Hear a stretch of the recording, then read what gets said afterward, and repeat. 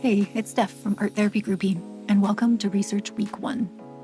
This research project is about whether or not art therapy can be utilized as a creative tool to help fight seasonal depression, which affects 5.5 million Canadians each year.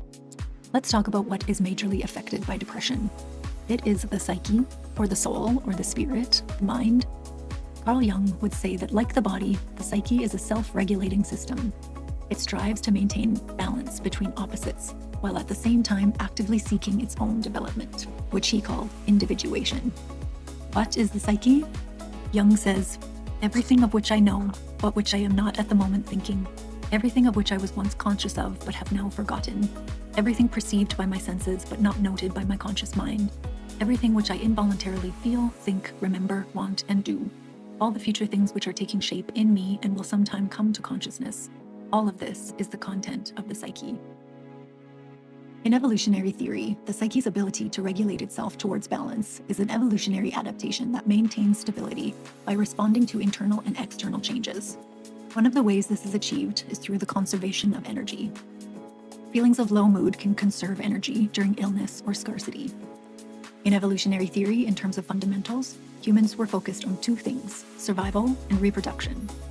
So, what if the amygdala in my brain, which still functions in primal instincts like fear and survival, is so jarred when I go outside and it's freezing cold? It's like, where are you? The temperature is supposed to be 30 degrees Celsius like it was in equatorial Africa 150 years ago. Shut down and survive, and don't go back outside until it's warmer. I don't know. Maybe it is. Maybe it's stuck there. The weather this week where I am has been cloudy, overcast, and cold. I've been very tired and experienced low moods 5 out of the 7 days.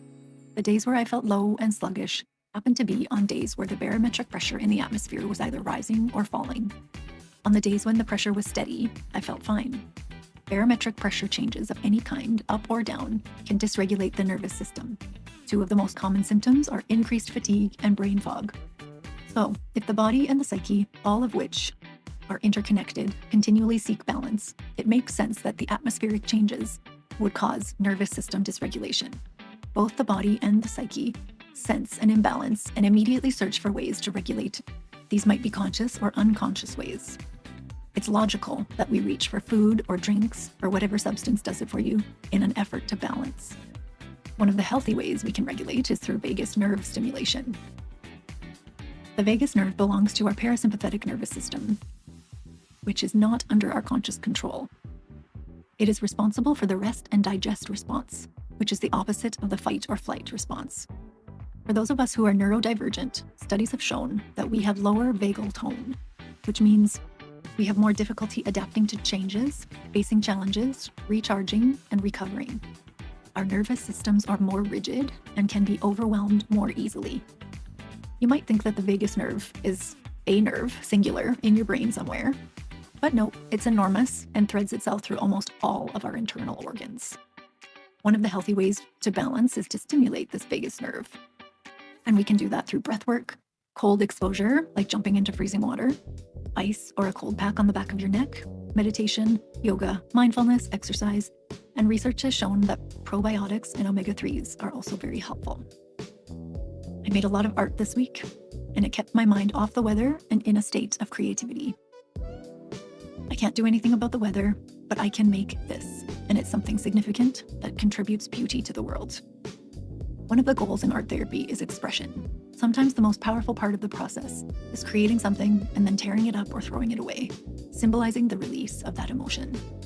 Art therapy is powerful, and in this research, I am aiming to demonstrate how well it works. It's not a replacement for professional medical advice or treatment, and I am not a medical professional. I encourage you to create something, give it a try. Don't worry about the outcome. Focus on the feeling of creating something that is uniquely yours. Let it be a way to bring a little bit of light and color back into your world. Art therapy might surprise you and take you somewhere you didn't even know you wanted to go. If you have experience with using art to manage your mental health, I would love to hear about it in the comments below. Don't forget to like this video if you enjoyed and subscribe to the channel for more content on creativity and well-being. Take care, and I'll see you in the next one.